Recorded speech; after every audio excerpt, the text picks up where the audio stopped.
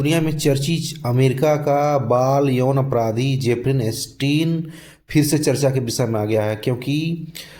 America की सरकार ने बहुत सारे ऐसे डॉक्यूमेंट लीक रिलीज किए हैं जिसमें जो भी लोग जेफरी एस्टीन के आइलैंड पर विजिट करते थे या इस प्रकार की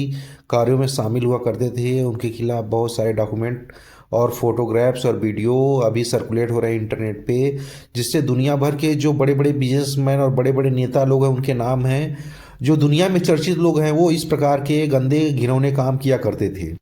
जेफरी एस्टीन के ऊपर इस प्रकार की बदनामी है कि वो 14 वर्ष छोटी नाबालिग लड़कियों का यौन शोषण करवाया करता था और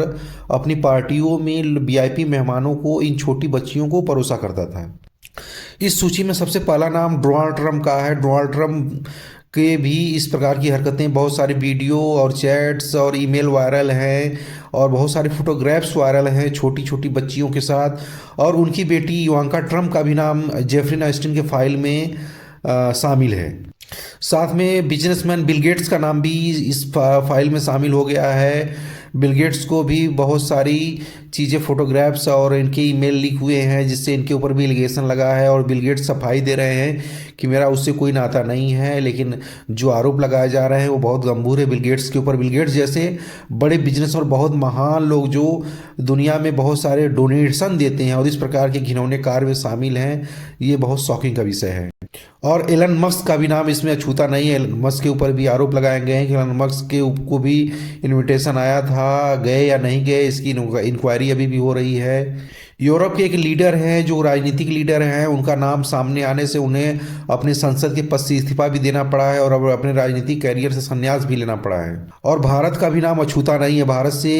एप्स्टीन फाइल में नरेंद्र मोदी जो भारत के प्रधानमंत्री हैं और एक हरदीप पुरी जो एक मंत्री हैं, केंद्रीय मंत्री हैं, उनका भी नाम उसमें शामिल है। और भारत के लोग भी इस फाइल से अछूते नहीं हैं और उनका नाम होने से भारत में भी राजनीतिक सरगर्मियाँ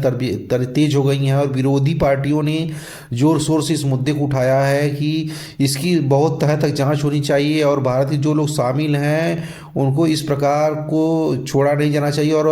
भारत के प्रधानमंत्री को नैतिक जिम्मेदारी लेते हुए अपने पद से इस्तीफा देना चाहिए। जेफरी एस्टीन जब अमेरिका की जेल में बंद था तो 2019 में ही उसकी डेथ हो गई है, शायद वो सुसाइड कर लिया है, जिससे आगे की चीज़ें तो नहीं खुल पाई। उसे इससे सज़ा देनी थी कि कितने लोग हैं वो खुद एक्सेप्ट नहीं कर पाया, लेकिन जो भी डॉक्यूमेंट्स हैं, वीडियो हैं, फोटोग्राफ्स हैं, वो सबकी पोल पट्टी खोल रही हैं। जो ईमेल है, चैट है, उससे पता चल रहा है कि कौन कौन इन सारी चीज़ों में शामिल था, कौन कौन काले कारनामों में, इस प्रकार की ट्रैफिकिंग में शामिल हुआ करता था। इस प्रकार के इतने बड़े कांड को अंजाम देने से यह पता चलता है कि अमेरिका में भी छोटी लड़कियां सुरक्षित नहीं हैं। जो बाल है 14 साल से नीचे की लड़कियां हैं, टीनेज गर्ल हैं, वहाँ पर भी इस प्रकार के अपराध किए जाते थे और ये अपराध बहुत ही बड़े तरीके से जो बड़े बड़े लोग शामिल हैं, नेता हों चाहे बिजनेसमैन हो, इस प्रकार के काले कारनामे में वो शामिल थे।